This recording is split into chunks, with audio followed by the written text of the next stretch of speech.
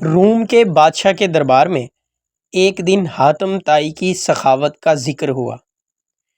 ایک شخص نے بتایا کہ حاتم طائی کے پاس ایک بہترین عمدہ نسل کا گھوڑا ہے جو ہوا کی رفتار سے دوڑتا ہے۔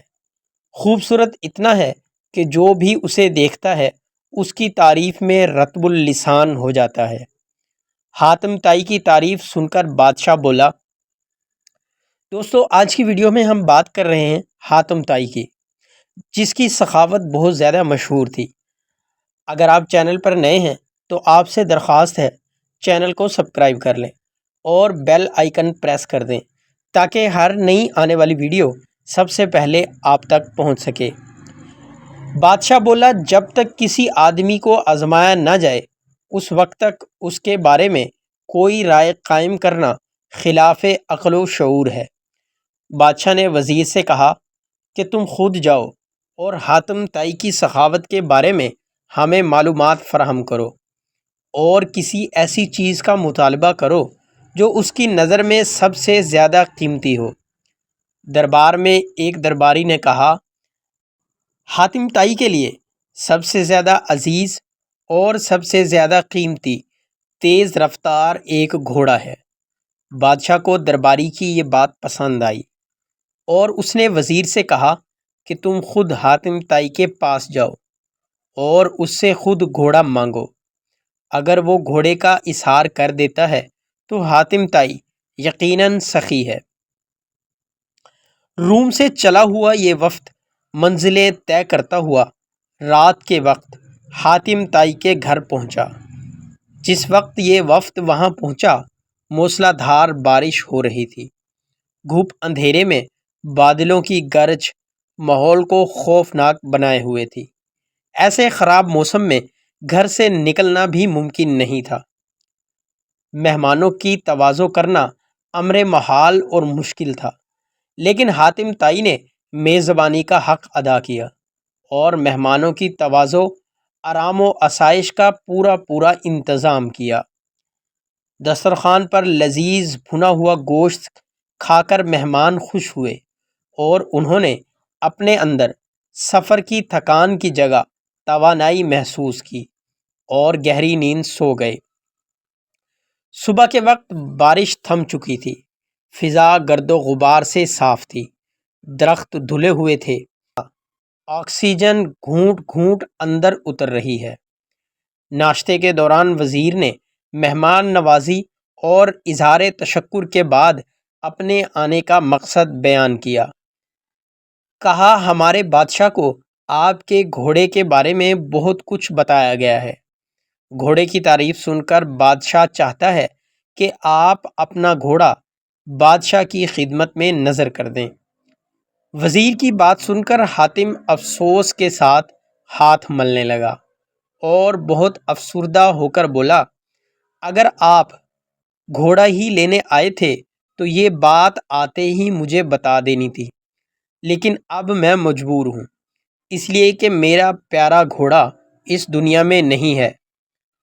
آپ کو پتہ ہے کہ پوری رات طوفانی بارش برستی رہی۔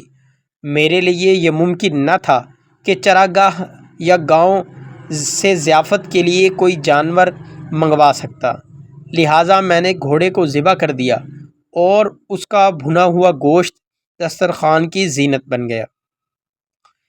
وزیر حاتم طائی کی یہ بات سن کر حیران رہ گیا۔ بادشاہ کو جب یہ سارا واقعہ سنایا گیا تو اس نے بھی حاتم طائی کی سخاوت کی تعریف کی۔ قبیلہ بنی طے کے سردار حاتم طائی کے بارے میں یوں رقم ہے کہ ایک بادشاہ نے حاتم طائی کی اتنی شہرت سنی کہ بادشاہ نے محسوس کیا کہ اس کی شہرت، اس کا نام اور اس کی عزت حاتم طائی سے کم ہے۔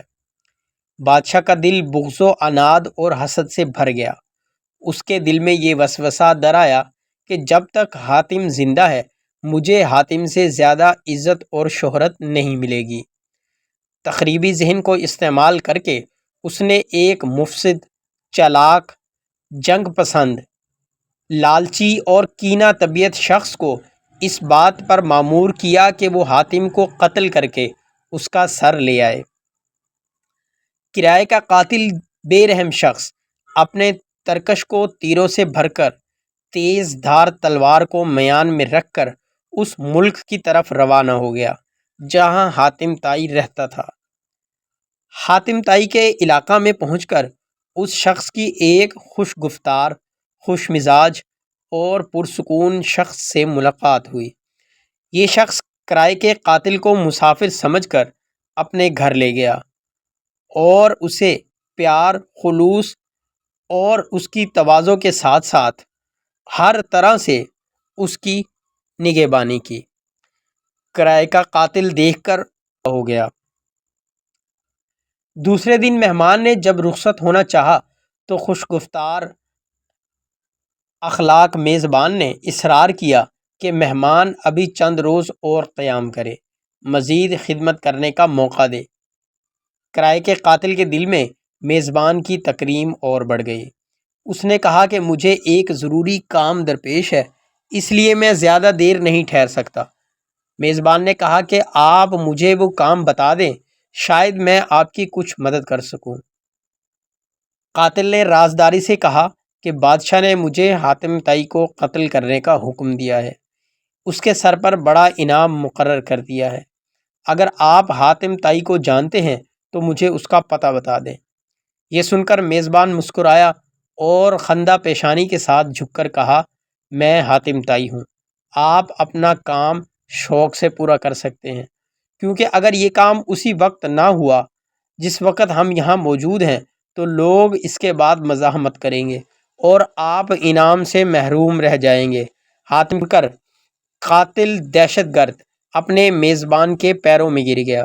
اس نے اپنی تلوار اور تیروں سے بھرا ہوا ترکش پھینک دیا اور کہا، ایسے معزز سردار کے جسم پر پھول مارنا بھی گناہ عظیم ہے۔ امید کرتا ہوں آج کی ویڈیو بھی آپ کو پسند آئی ہوگی۔